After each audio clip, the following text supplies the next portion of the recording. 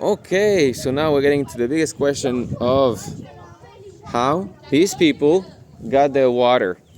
So we can see it is written here, water cistern. Yeah, I can see it's a very nice water cistern. But how many days of rain do we have in Masada? On an average year? Is it an area where we have tons of rain, you think? No, I don't think so. Not too many days of rain. Let's say 5, 7 days of rain. A year. A year, the winter time, we don't have rain over here in the summer, that's for sure. Barely in the winter, so in the summer for sure we don't have. So we cannot rely on water, on rainwater over here. It means that it is not, like if there is, wonderful. If we can fill it up with the rainwater, yeah, it's wonderful.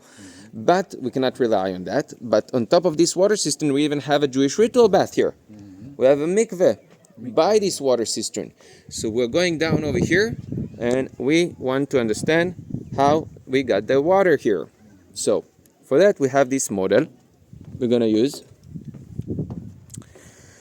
So for now, let's look again at the mountains to the left, and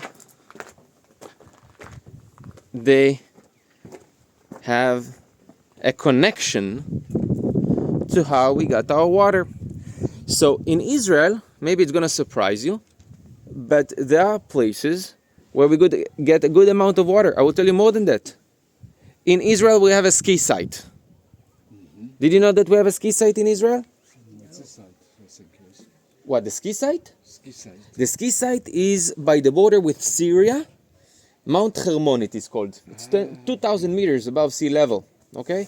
More than 6,000 feet above the sea level. So over there, because it is so high, we have even snow. And we ski over there. We didn't have such a great ski season, but even in Europe, in many places, there was not a lot of snow this year. So why am I talking about this high area? Because I explain you that in the west side of Israel and the east side of Israel, it's flat. It's not high. But it is high in the center of Israel because of the mountains from the north, Upper Galilee, Lower Galilee, like the mountains by Tzfat, by Nazareth, then Judea, Samaria, Negev, and by Elat. Mountains all along from the north to the south. In the center of Israel. East and west, it's flat. Center, you have water. You have mountains. And these mountains are high. In Jerusalem, every 2-3 years, we even have snow in Jerusalem. Doesn't pile up, but we have a thin layer of snow in Jerusalem every 3 winters, I would say.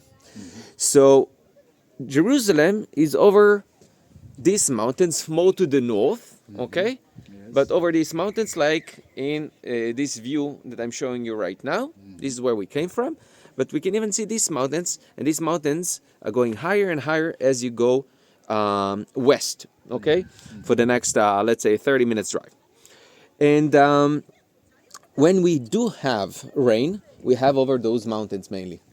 And when we have rain over those mountains, by gravitation, the water eventually will get to the lowest point. So if it is falling, let's say it could be Jerusalem, it could be over here. If it is falling over the West Mountains, there is a sea that this water will get to, and that's the Mediterranean. But if it is falling in the east side of those mountains, it will get to the lowest point on earth and to the sea next to us over here, and that's the Dead Sea. So what the people did over here is that they built 2 aqueducts. Okay, aqueducts means water carrier. Okay, so you see this path over here in the model. So imagine there is water over those mountains, there is rain over those mountains.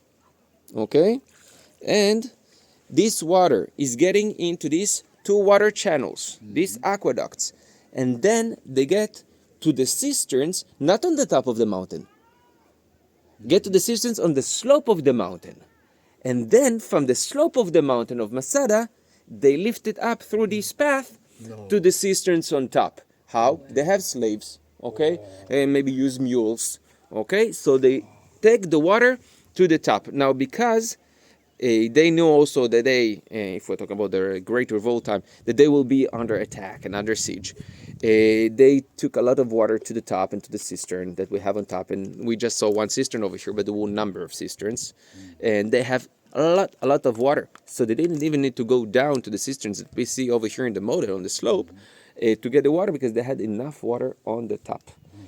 And that's an amazing project from 2,000 years ago of how to bring the water into a fortress in the desert. And the reason for why I'm coming over here is to show you another angle to the palace, but also to show you down below over here, we can see the cisterns. Okay, we can see the two aqueducts, what left from those aqueducts, and you can see what look like caves that actually cisterns from that time, my friends, 2,000 years ago.